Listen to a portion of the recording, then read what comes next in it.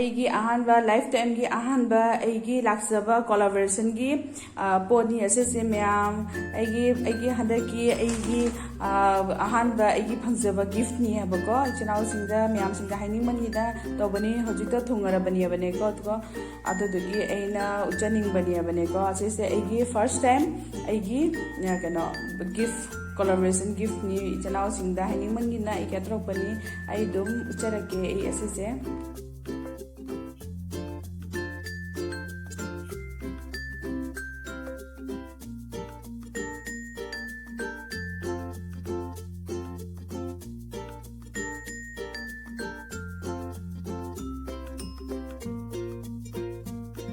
Hello, good morning everyone. मैं अपना आपको जिले आए मैं अपना खरमजरी मैं अपना सीखे एक ब्लॉग से दी हुई मॉर्निंग देखी हो रहे हैं सब आई हुई जुम दरी पाम दरी का मैं अपना सुखांगी पड़े हमारे ब्लॉग तो सी पाम दर ले आए ना अतो तो मैं आप हुई यही क्या ना चतुई नहीं है अगांगी स्कूल चतुई नहीं है बने का अतो तो ये हुई यही लुजलो इन्हें का खले है रेस्ट का से सिस्टर ले अतो हुई यही डेली रूटीन केयर से तौरनी है बुको हमारे दा ऐसे ये सिराम से आई वीडियो कापी मामा कई तौरी गए हैं मामा ना चानी हो रहा मामा ना कई चादे ना हंगामी बने आई करा तन चारा चलनी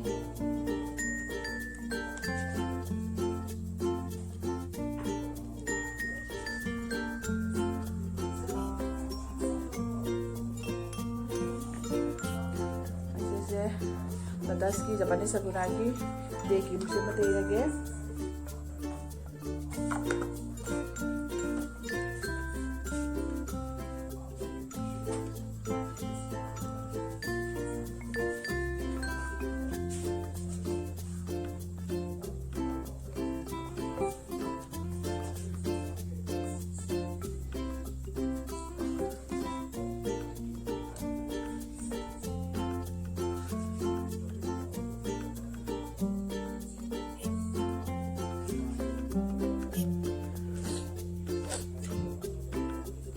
ꯁꯤꯒꯤ ꯁꯟꯁꯀ꯭ꯔꯤꯟꯁꯦ ꯃꯄꯥꯟ ꯊꯣꯛꯇꯣꯏꯅꯤꯅ ꯁꯟꯁꯀ꯭ꯔꯤꯟ ꯁꯤꯖꯤꯟꯅꯗꯕꯗꯤ ꯌꯥꯗꯦ ꯁꯟꯁꯀ꯭ꯔꯤꯟꯁꯦ ꯁꯤꯖꯤꯟꯅꯔꯒꯦ ꯑꯩ ꯁꯤꯖꯤꯟꯅꯩꯁꯦ ꯂꯣꯇꯁ ꯄ꯭ꯔꯣꯐꯦꯁꯅꯦꯜꯒꯤ SPF 50ꯅꯦꯕꯀꯣ ꯃꯥꯏꯗ ꯈꯤꯇꯪ ꯗꯥꯛ ꯍꯦꯟꯅ ꯂꯩꯕ ꯈꯣꯠꯄ ꯀꯥꯡꯕꯨꯁꯤꯡꯗꯨꯗꯤ SPF 50 70 ꯁꯤꯖꯤꯟꯅꯕ ꯌꯥꯝ ꯐꯕꯅꯤ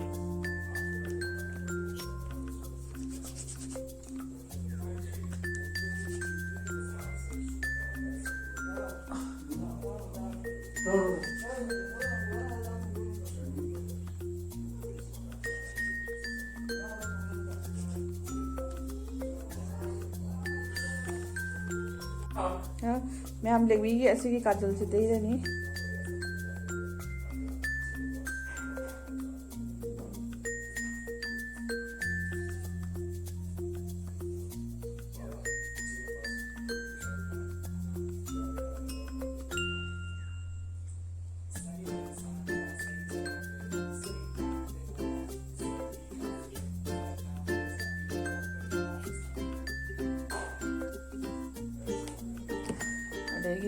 उसकी अच्छी की आईब्रो से कहते ही रखे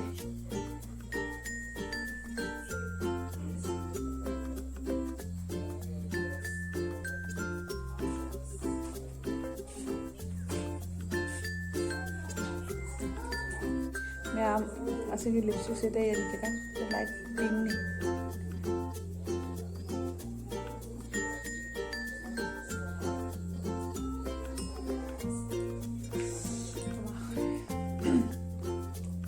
नहीं सबसे चोली लेर कंगनी कंगलगा ड्रायर से जारुक्तरेबनेको तो कंगलगा चलन ममाना तन हौरी अखोय एंगोता ब्रेकफास्ट की ममाना जगह ममानी ममा हमारा तन हौरी सिगा एंगोता ब्रेकफास्ट की मैं फोना से हुजी तन चादोनी चादनी मपान इनबिदे तौरी असे nga thongba lebedo adodogo ina charani huji ngadai breakfast se hawbro baba ꯍꯥꯎꯋꯤ ꯀꯌꯥꯝ ꯌꯥꯝ ꯍꯥꯎꯋꯤ ꯗꯣꯅꯠ ꯁꯦꯠ ꯐꯖꯅ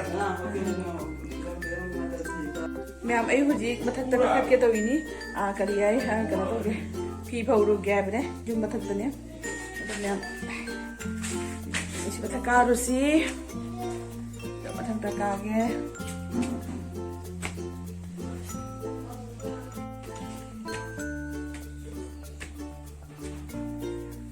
ꯃꯌꯥꯝ ꯁꯤꯁꯦ ꯑꯩꯈꯣꯏꯒꯤ ꯌꯨꯝ ꯃꯊꯛꯇꯤ ꯃꯃꯥꯅ ꯊꯥꯕ ꯄꯣꯠ ꯆꯩ ꯘꯤ ꯃꯣꯔꯣꯛꯀꯁꯦ ꯃꯌꯥꯝ ꯄꯥꯜꯂꯦ ꯑꯩꯈꯣꯏ ꯃꯃꯥꯒꯤ ꯍꯤꯡꯒꯣꯜꯅꯤ ꯁꯤꯁꯦ ꯖꯦꯅꯝ ꯐꯛꯄꯥꯏ ꯖꯦꯅꯝ ꯂꯦꯟꯈ꯭ꯔꯦ ꯃꯥꯏꯁꯦ ꯁꯤꯒꯅ ꯇꯣꯅꯤꯡꯈꯣꯛ ꯁꯤꯡ ꯑꯁꯤꯒꯅ ꯐꯗꯤꯒꯣꯝ ꯍꯪꯒꯥꯝꯒ ꯇꯧꯔꯦ ꯁꯤꯁꯤꯅ ꯃꯅꯤꯡꯒꯤ ꯂꯧꯕꯨꯛꯅꯤ ꯑꯩꯈꯣꯏꯒꯤ ꯌꯨꯝꯒꯤ ꯃꯅꯤꯡꯗ ꯇꯥꯕ ꯂꯧꯕꯨꯛꯅꯤ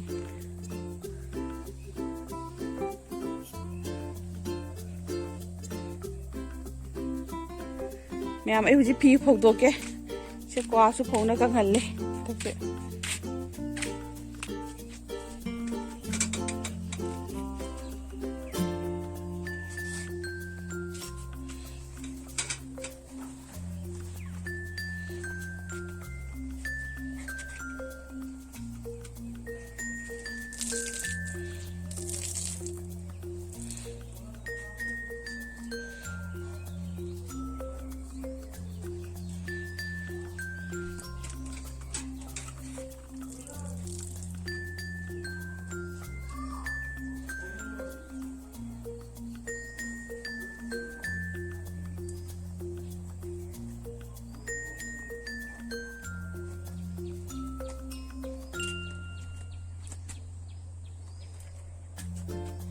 ꯐꯤ ꯐꯧꯕ ꯂꯣꯏꯔꯦ ꯃꯈꯥ ꯀꯨꯝꯊꯔꯁꯤ ꯍꯧꯖꯤꯛ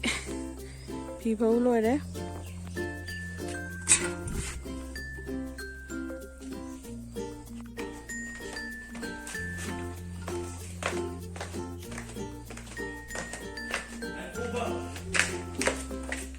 ꯆꯥꯛꯈꯨꯝ ꯆꯪꯉꯁꯤ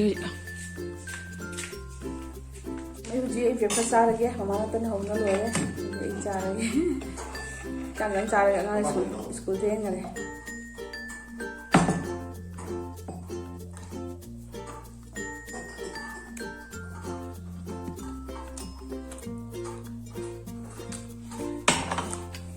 ꯑꯉꯥꯡꯗꯨꯗꯤ ꯑꯗꯨꯝ ꯑꯃꯨꯛ ꯁꯥꯟꯅ ꯑꯩ ꯂꯥꯛꯀꯦ ꯗ꯭ꯔꯦꯁ ꯇꯧꯔꯒ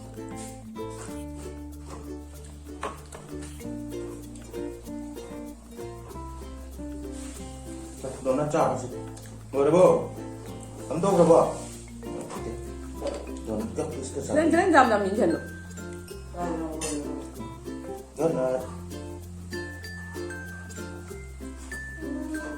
ꯌꯥꯅꯤꯔꯥ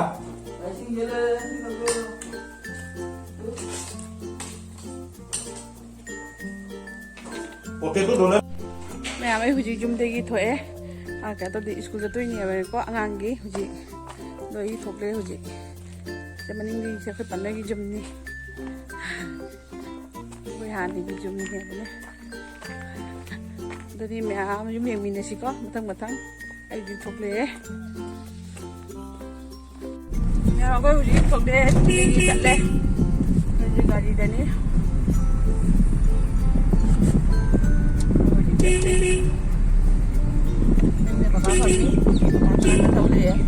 Mga ano na mo, siya pa tayo lang.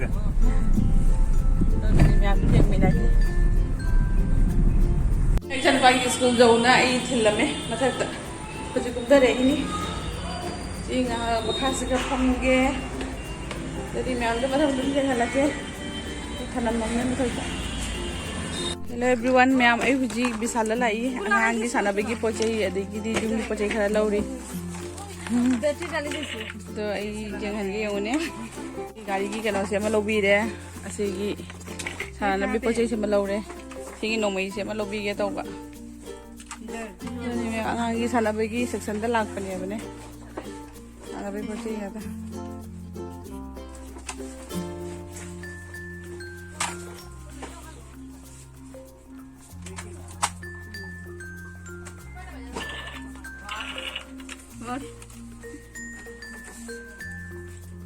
ये टेस्ट वाली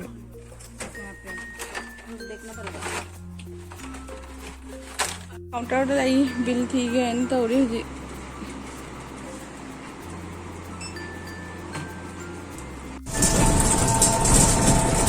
स्कूल हल्दी की थोड़ी यंगी आई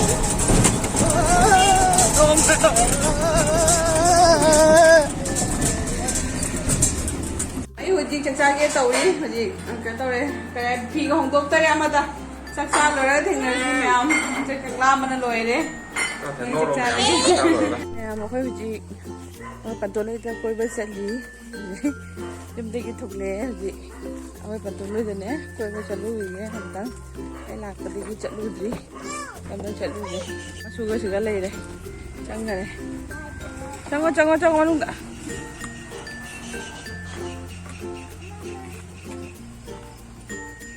Chuang ka Menu changare.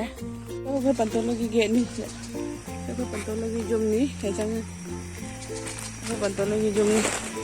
La. Sao phải pantol lagi jom ni? Chang ani jauh re hujik ngam. Lagi ni nè. Ai le, ai lại lahan đó. Phải pantol lagi jom jauh re.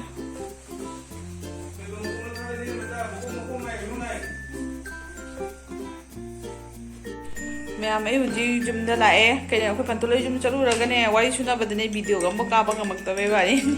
नोपगदो Y सुनाबगा आंगांगसिना लंबेनबगा तौबदा जुमदा लाए हजी आई ओ पापागी संगोम खरा सेंबिगे तौई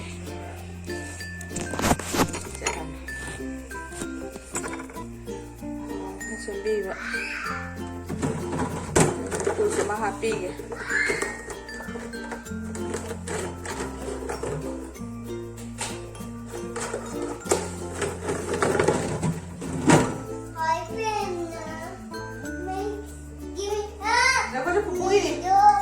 Pagi songong jadi rugi. Naige se tahu. Nagi bil sampai ke mana? Aku kan itu.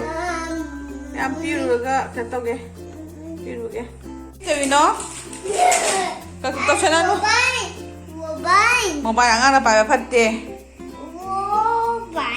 Mobile angin apa ini ne? Jijik na ne sawi. Mẹ hụt chicken thùng rồi đi. Chicken thùng mấy mà chân như thế này là alu chana mà pom pom thắt cái này nè tomato cái cả asigana atilau cái cả adi đi ginger garlic paste nó hape thùng rồi hụt gì mẹ làm đồ mà thằng thằng gì hả cái mẹ làm chicken đó thùng rồi nè xí cái này đấy ado mẹ làm ấy thùng rồi nè cái nó tàu bị cho hụt đấy bác có ado mẹ hụt gì cha ni ado mẹ làm